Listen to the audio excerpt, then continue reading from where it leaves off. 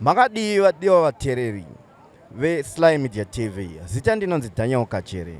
Zuva nhasi tiri pana 4th Street iyo yakuzikamwa kunzi Simon Muzenda Street muguta guru reZimbabwe Harare. Nhasi tiri kuteerera vanofamba neDynamos neHighlanders vachidzisapota. Matimu maviri aya ari kuita mangange weekend ino yatakatarisa ino. Chinova chekutanga kana chishamiso nekuti matimu maviri aya anowanza kusangana pakati peseason. Vanhu vakuziva kuti iri pamberi ndeipi iri kumashure ndeipi. Zuva ranhasi tafamba timbonzwa vanosapota matimu aya maonero avari kuita mutambo uyu paweekend ino. Mutambo uyu it's very crucial. It's a crucial match because vakomana vanenge vatravhera kubva uko ava kazhinji kacho vanenge vachifaitira win.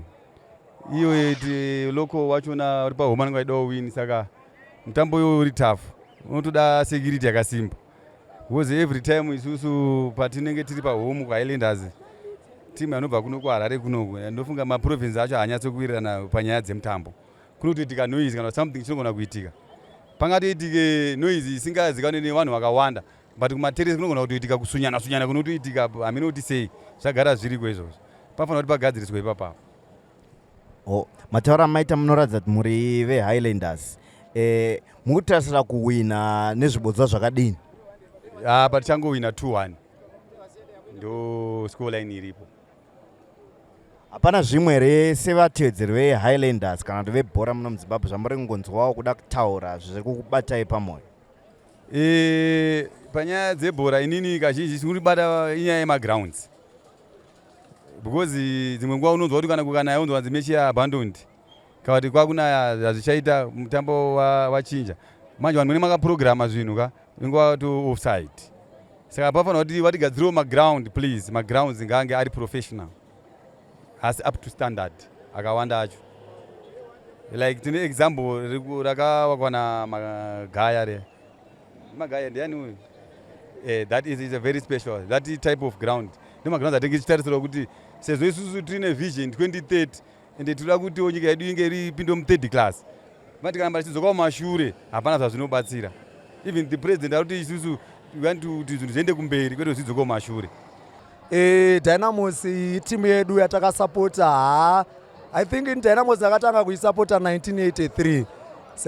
Ndinotorwadziwa pamusoro petimu yangu, ndoti Dynamos inokwanisa kuwina zvayo, asi dai kare kataiziva paiitwa zvebhora chaizvo yainyatsowina zvine mutsindo, because ana Highlander vaimbonyatsoirova chaizvo Highlanders iyaya. Saka mapredictions angu ezvinezvi ari very slim.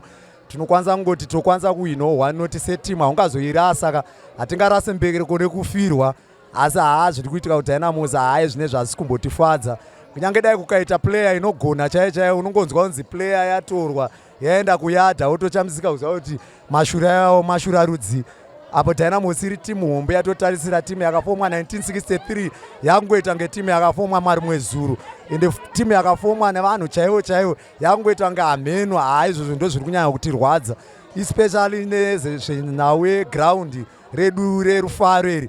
Ngavavandudze ground rerufaro tidzokere kubhora tisapote timu yedu. Taenda kunana BF kwese uko tichifamba tichisapota timu yedu, ene zvitiri kuda kuti ground redu rerufaro rigadzirwe, kwete zvokungoti isusu tinzi Dynamos timu hombe iri kunotambira kuBulawayo ichisenzesa Baba Fields sehome ground. Makambozvionawo kupi izvozvo? Sei isusu bhora remuZimbabwe riri kuda kuramba kusumuka?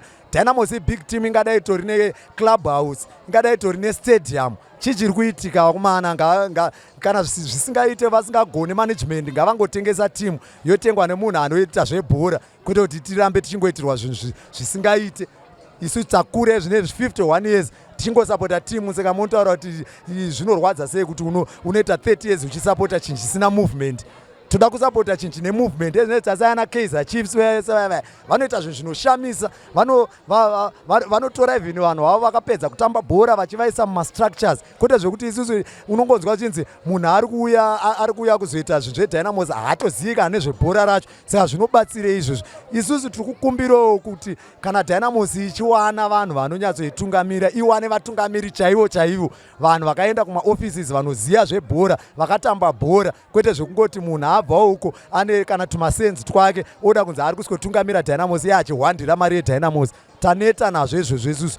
kuda vanhu chaivo vanotungamira Dynamos vane heart yeDynamos, kwete zvekuti munhu anongoda kuti awana tumasenzi twake twaawana kumaini kosvika kuti akutungamira Dynamos. Aiwa, taneta nazvo izvozvo.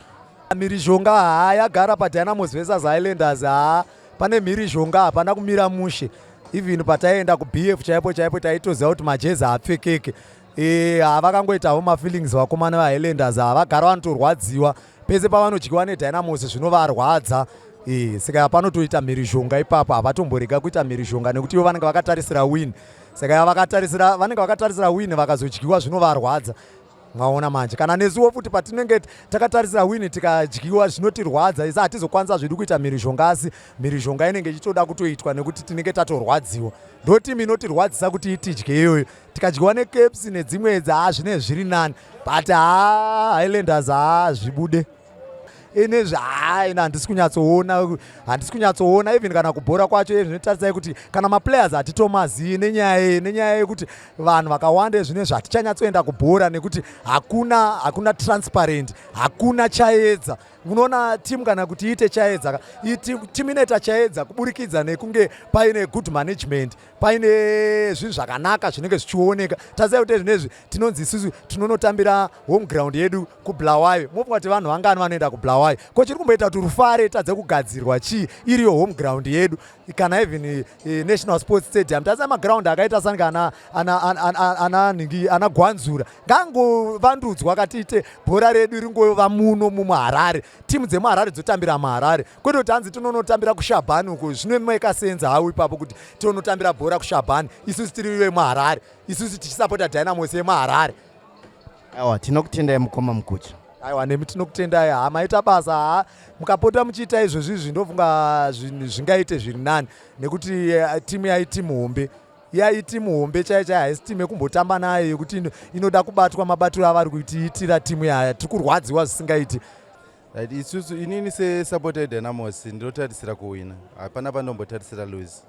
Highlanders wo big team, but zvamanje isusu hedu tiri takabva mukutamba manje, saka vakomana vedu vachiri kudziya zvekutotarisira kuwina. Ndotarisira togona kuwina 2-1. Isusu vakomana vedu kubva pamid zvichienda mberi vese vanogohwesa, even defense yedu inogohwesa, angowana mukana anogohwesa, saka tinotarisira kuwina, magozi achabuda. Dai vanhu vakura, vanhu ngavakure panyaya dzemasports, ngavasaite noise. Vakakura mupfungwa ndokwekutanga, wakazoenda muground hauite noise. Totarisira kuti panotamba Dynamos naHighlanders zvangofanana nepari kutamba Manchester United neManchester City, kana kuti pari kutamba Manchester United kana neArsenal. Mabig teams hakufanira kuitika mhirizhonga. Vanhu vanofanira kuratidza kuti vakura, nekuti haasi mateams atanga gore rapera, mateams ane makore achitamba bhora. Saka masupporters anofanira kunge amachuwa nekuti vabvira kare vachiona bhora. Ndoziva zvinopa shungu kana kuti hasha dzimwe dzenguva mabatirwo anoitwa ref, anoitwa pito naref. Dzimwe dzenguva isusu semasupporters tine patinotarisira kuti nemahakirwo aitwa munhu, dai refu apa munhu yellow card, pamwe pachona anongoti play on. Saka izvozvo zvinogona kukonzeresa futi noise. Saka dai nyangwe nemarefu edu agona kuhendla magames akaita seiwaya, anenge ari ndo magames mahombe munyika. Saka anoda marefu akasimba, marefu akuziya basa, asingazongoridzi pito pasina basa. Mutambo weDynamos neHighlanders mutambo muhombe. Timu idzodzo padzinotamba, mufungiro wangu ndinoti dai bhora iri mapurisa aenda akawanda kana masoja chaiwo, because inenge iri hondo, kana kuti rinotambirwa kuMorris Step, because bhora iri hariperi zvakanaka. Semutsigiri weDynamos muri kutarisira kuwina zvakadii? Mutambo wedu neHighlanders wagara unonetsa, hauperi zvekuti tongoti draw, hauperi zvakanaka mutambo iwo. Tiri kutaura nemi tiri muguta reHarare, munokwanisawo here kusvika kunhandare yeBF paukenda? KuBF kwaita kure. KuBF hatisvike, tinongoroonawo paTV. Timu yandiri kutarisira kuti ichange yakahwina iHighlanders. Ndava Highlanders iclub yatakasapota kubva kudhala, Chila Moya Bosso. Bhora riri kutambwa this season ratiri kutarisira Dynamos tichidya kwemagobhora anokwana kuita 4-0. Nakochi wedu atakaunza manje uyo akabva kuZambia, ndinoona tiri tichiwalopa Dynamos kwanya.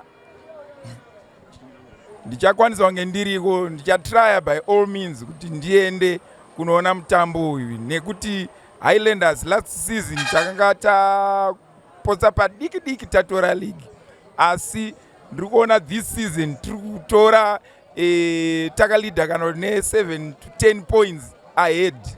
Ndinoti ndizvozvo. Kumbirisisawo kune match organizers vatiisirewo mareferi ane mapepa, mareferi asingakonzeresi, nemalinesmen acho ngave malinesmenwo ane mapepa. Hatidi vanhu vanovhiringidza mutambo muZimbabwe. Isusu tinotamba clean soccer. Hakusi kuti taida pakaitwa chikuruku chakaitwa paya vakamhanyirira kuti yanga isiri offside, yanga ichi apa linesman wacho ari kutosimudza flag, referee mukati ari kuti hanzi offside. Handimukona. Saka zvinhu zvinenge zvakapesana kudewo. Linesman akasimudza flag, referee andikeron. Of which vanhu havasi soka yati chinjei nekuda kwevanhu vakaita sana Ameno naMarange muno makatogovana kunyanya timu dzavanoziva dzine mari, mamining teams aya vano naiyoyi Dembare iyo ndo imwe yacho vanotenga marefuri, malinesmen. Hanimone, isusu tiri kuda kuti mutambo nyika inakidze nebhora. Izvozvi zvimamiriro atakaita takagadzirira kuti timu yedu ikabuda ipapapa tiri kuda kumbonotambawo nedzekunze abroad, timbovaradza bhora riri muno muZimbabwe munomu. Saka kumene Dembare aiwa mariro enyu tikakurovai 2-0 matamba, tikukurovai 5 zvichena mberi, 5, 7, 10. Kana tikavarova 2-0 vanenge vatotamba, nekuti tina vakomana vamwe watakatora mudura medu, vamwe vakomana 2, vamwe one akabva kuStates, one akabva kuDRC Masters yandiri kutaura nezvavo. Saka havana Dynamos hativerengi. Tikutoda kuti vadzidze bhora kubva kwatiri, sekuti ivo pachavo zvavo bhora vatambi havaziye bhora. Saka uyai mese nouwandu wenyu, tinoda kuti isusu mudzidze nekuona rinonzi bhora. Vakomana variko, mastrikers tine 5, mamidfielders anditaura haijawe, madefenders havana Peter Mduwani masiya vanovhara mvura. Saka vakomana veDembare rava kutodedera, yavainyeperana vari kuno vachiti hanzi haiwa Bosso gwende gune yakaora yakati hatina kuora. Hamuna chamuri kuziva nekuti timu yagara yaka inoita zvinhu zvayo ine neutral way, tine club house guys. Hasi zvokufungidzira zvimandera agara nokuna bhora. Alright, imi munosapota Highlanders? Highlanders iBosso. Ikuwina mangani? 3 and above. Alright, maita basa. Salibonani. Tikusapota Dynamos. Takawina 3-0.